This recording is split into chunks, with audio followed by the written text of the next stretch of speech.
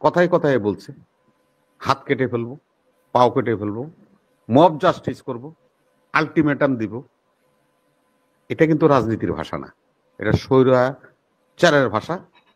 যারা ওই স্বৈরাচারদের সাথে 17 বছর মিলে নিজেরা পরিচয় গোপন করে আন্দোলন সংগ্রাম করেছেন বা তাদের সাথে থেকে সুবিধা নিয়েছেন, ওই সুবিধাভোগীরা দের মুখে এই সমস্ত কথা শোভা পায়। যে আমার আত্মীয় স্বজন রক্ত দিছে, বেটা তোর মতো লোকরে উপদেষ্টা বানানোর জন্য নাকি? একটা ছাগল জানি কোথাকার, কার সাথে কি কথা বলতো সে ডেকোরেশনই তো জানোস না, ডেকোরও মানুষ না। ঢাকা ইউনিভার্সিটি থেকে অনার্স করছো, মাস্টার্স করছো, ফুটানি মারাও,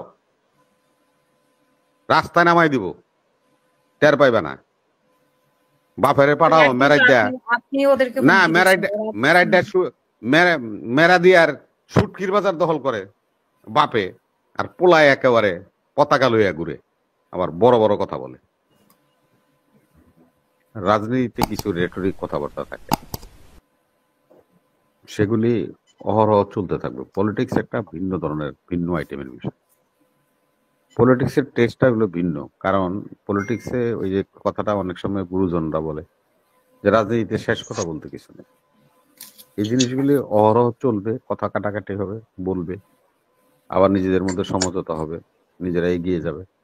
দেখেন, আমি মিডিয়া বলেন আর যারা বিরোধী পক্ষ বলেন, ওই যে এক মাগুর মাছ আছে বাংলাদেশের ছাত্রলীগের নেতা, মাগুরের মতো, আবার ওই যে ডিশ ওয়াশম্যান আছে একটা লন্ডনে, ওদের মতো গুজব ছড়াই দিয়ে রাষ্ট্রের মধ্যে একটা হেফাজত অবস্থা তৈরি করে দেওয়া, এগুলি কিন্তু রাজনীতির এই মিডিয়াগুলি সুযোগ করে দিচ্ছে। কেমনে দিচ্ছে আপনার সময়? এই মিডিয়াগুলির উচিত ছিল আপনার মতো লোককে, আপনার পেজটাকে, যেটা প্রায় অনেক, আমি তো আপনি বলতে পারবেন ভালো, নষ্ট করে দিয়েছে, ডিজেবল করে দিচ্ছে।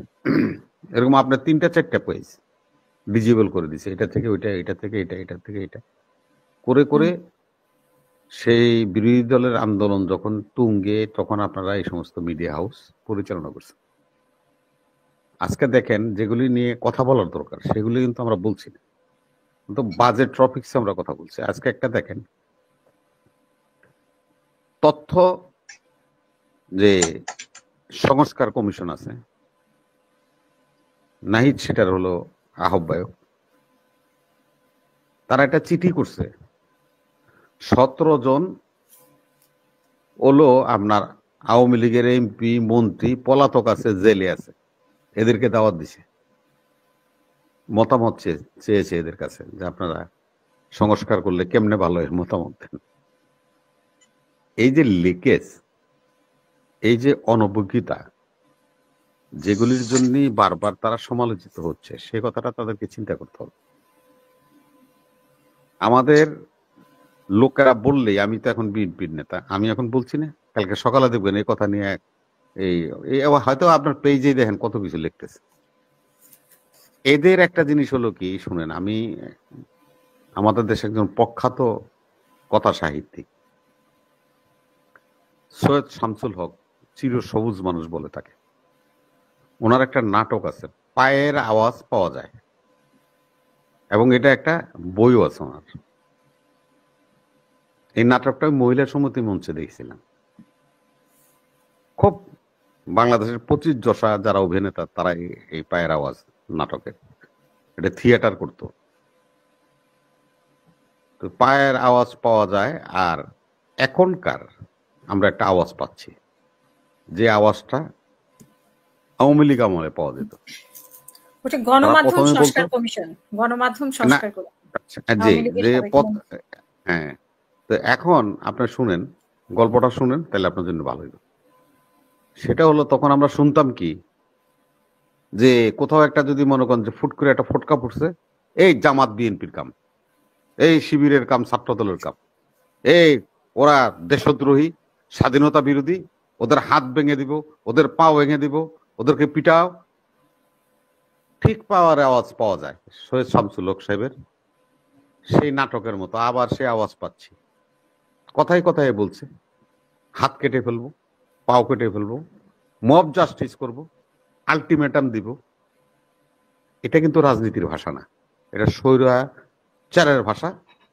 যারা ওই স্বৈরাচারদের সাথে 17 বছর মিলে নিজেরা পরিচয় গোপন করে আন্দোলন সংগ্রাম করেছেন বা তাদের সাথে থেকে সুবিধা নিয়েছেন, ওই সুবিধাভোগীরা দের মুখে এই সমস্ত কথা শোভা পায়। কারণ আপনাকে আমি বলি, যে ছেলেটা জয় বাংলা বইলা তার রাজনীতি শুরু করছে, এখন 17 বছর এই যে আমি যে পরিচয় গোপন করে ছাত্রলীগের সাথে থাকলাম, হলে হলে থাকলাম, ইউনিভার্সিটিতে লেখাপড়া করলাম, তা আমি তাদের দলের সাথে থাকলে তাহলে তাদের দলের আইডিওলজি তো আমি মানতে হবে। তা আমার যদি একটা ফোরামে যদি বলে যে আপনি বক্তৃতা দেন, তখন আমি কি বলবো? জয় বাংলা জয় বঙ্গবন্ধু তো বলতে হবে। তো যারা নাকি জয় বাংলা বলে রাজনীতি শুরু করেছে, ভিত্তিপ্রস্তর স্থাপন করেছে, তাদের কাছ থেকে এই সমস্ত স্বৈরাচারী কথাবার্তা ছাড়া ভিন্ন কিছু আশা করা যায় না। ওই যে মাহুদ ভাই আছে, আমি শুরুর আগে যেটা বলছিলাম, ওনার ওই ছোট ভাইয়ের নাম এই উপদেষ্টা সাহেব, ওনাকে তো অন্যভাবে দেখে, ওনার কোনো দপ্তর টপ্তর নাই। তো এটা হলো আপনারা দেখবেন মোগল সম্রাট আকবরের 2জন মন্ত্রী ছিল, একজনের নাম হলো মোল্লা নাসিরুদ্দিন, আরেকজনের নাম হলো বীরবল। এরা দুজনেই, একজন মুসলমান একজন হিন্দু, মানে দুজন, আকবর তো ওইটা মেনটেন করতো, দুই পাশ থেকে দুজনের রাখছে। তো মোল্লারা নাসিরুদ্দিন সাহেবের আর বীরবলদের দপ্তর ছিল না, সব দপ্তরে ওদের অধিকার ছিল কথা বলার। কারণ ওরা যেটা বলতো ওই সম্রাট আকবর ওইটার পছন্দ করত এবং ওই কথা মানত। সম্রাট আকবর একবার আগ্রার ভিজিট করতে গেল, তা যাওয়ার পরে উনি বললো যে ঠিক আছে, আগ্রার মানুষ কি খায়, ওদের বাজার টাজার এগুলো ভিজিট করবে ছদ্মবেশে। তো মোল্লা নাসিরুদ্দিনের সাথে নিছে, উনি ছদ্মবেশে আগ্রার বাজারে যখন যায় দেখে, এই যে এখন যেন আপনার এই যে আমরা কালো বাগুন খাই না, মোটামুটি একটা সাইজ, তখন এটা আরো অনেক বড় সাইজ থাকতো, একবারে তেলতেলা থাকতো, ঝিকঝিক ঝিকঝিক করতো। আবার যারা নাকি বিক্রেতা, তারা তো আবার এর মধ্যে একটু কারুকার্য করে, ডেকোরেশন করে। তা আকবর ওই ঘুরেই খালি ওই বাগুনালার সামনে যায়। তখন মোল্লা নাসিরুদ্দিন বলল পায়েকরে যে এখান থেকে 5 কেজি নিয়ে নাও বা 2 কেজি নিয়ে নাও, কিনে নিয়ে গেছে। তো এইটা যখন রান্না করে খাওয়াইছে, তখন সম্রাট আকবরের চুলকানি আরম্ভ হয়েছে। তখন মোল্লা নাসিরুদ্দিনে ডাকছে, সে গেছে যে এই তুমি মোল্লা আমারে কি খাওয়াইলা? কেন হুজুর? বলে যে এই যে যেগুলি বাজার থেকে কিনে আনছো এগুলি খাইয়ে তো আমার শরীর চুলকাচ্ছে। বলে হুজুর, আমি দেখছি দিল্লির সম্রাট বারবার ওই তরকারি বিক্রেতার সামনে যাচ্ছে, তখন আমি ইচ্ছা করলাম যে আমার সম্রাটের ইচ্ছা হয়েছে এটা খাবে, সেই তো আমি এটা ক্রয় করে নিয়ে আসছি। আমি তো সম্রাটের চাকরি করি, আমি তো আকবরের চাকরি করি না। আপনি চুলকাক নালে কি হোক, এটা আমার দেখার বিষয় না। তো উনি তো আবার সম্রাট এর চাকরি করেন, ওনার কোনো দপ্তর নাই, সব দপ্তর না। আর উনি হলো সম্রাটের খাস বান্দা, উনি সবাইয়ের উপর ছুটি করতে পারে। 100টা তোরণ হয়েছে, আশ্চর্য হয়ে যাবেন, চাঁদপুরের হাজীগঞ্জ থেকে ধইরা ফরিদগঞ্জ হইয়া রামগঞ্জ পর্যন্ত 100 তোরণ হয়েছে। সেই জায়গায় তিনি, এটা আরো ভালো বলবে মাহমুদ ভাই, আমি একটু সূত্রটা ধরে গেলাম, যে এখন উনি যেখানে যায় সমাবেশ করছে, ওনার সমাবেশে যারা উপস্থিত হয়েছেন, উনি একটা গভর্নমেন্টের পার্ট। এই যে নিরপেক্ষের কথাটা যে আপা আমরা বলছি বা আমাদের মহাসচিব বলছে, সে কথাটা যে তারা যে নিরপেক্ষতা হারিয়েছে, সেই জিনিসটা বোঝানোর জন্য আমি আপনাকে কথাটা বললাম। সেখানে তিনি যাদেরকে স্টেজে নিয়ে বসে সমাবেশ করলেন, সম্বর্ধনা নিলেন, তারা সকলেই দলীয় নেতাকর্মী, আমি কারোর নাম করতে চাই না। তারা সকলেই, যারা স্টেজে ছিল, স্টেজে যারা থাকে তারা তো জ্ঞানী গুণী, তারা সকলেই কোনো না কোনো দলের সাথে সম্পৃক্ত।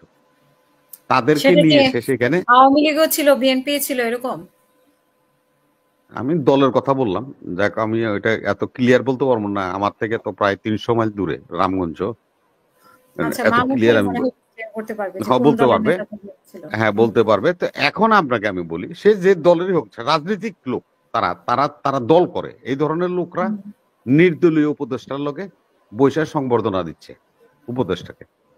তাইলে হুম। ওই নির্দলীয় উপদেষ্টার নিরপেক্ষতা থাকে কিনা, এই জিনিসটা আমাদেরকে বুঝতে হবে। সেজন্যই আমরা বারবার কি সরকারকে সাবধান করছি। কারণ দেখেন, আমার এই যে অভি আছে এখানে, ওর তো জানেনি, ওর পায়ে গুলি খাইছে, বাড়িঘর হামলা হয়েছে, বহু কিছু হয়েছে।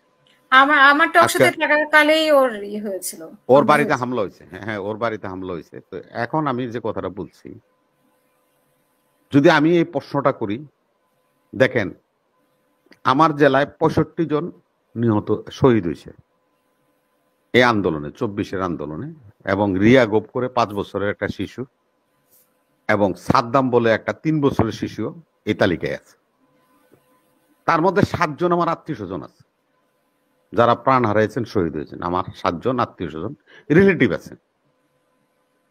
এখন আমি যদি প্রশ্ন করি, যারা আজকে এত বড় বড় পদ নিছে, পতাকা নিছে, বড় বড় কথা টিএসসিতে আর শহীদ মিনারে দাঁড়িয়ে বলে, তাদের আত্মীয় স্বজন তো দূরের কথা, তাকে বাড়িরও আশেপাশের গ্রামেও একজন শহীদ হয়নি। এখন যদি আমি প্রশ্নটা এরকম কই, যে আমাদের শহীদরা রক্ত দিল নির্বাচনের জন্য নাকি, আমি যদি বলি যে আমার আত্মীয় স্বজন রক্ত দিছে বেটা তোর মতো লোকরে উপদেষ্টা বানানোর জন্য নাকি, একটা ছাগল জানি কোথাকার।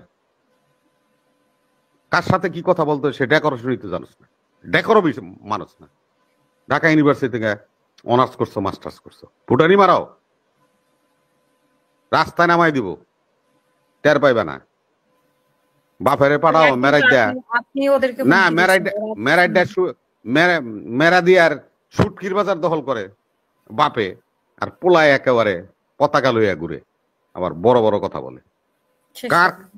অ্যাকাউন্টে কত হ্যান্ডেলিং হচ্ছে, সব তথ্য আমাদের কাছে আছে। আপনারা পার পেয়ে যাবে, এত সোজা না, সামনে বুঝতে পারবেন। ধন্যবাদ।